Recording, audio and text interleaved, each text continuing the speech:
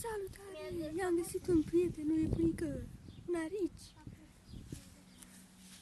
Cred că o să se distreze împreună. Uite, și el e la fel de drăgălaș.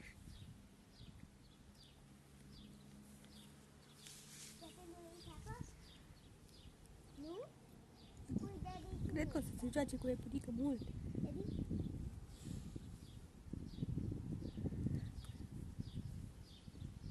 E drăgălaș, la fel ca iepurică.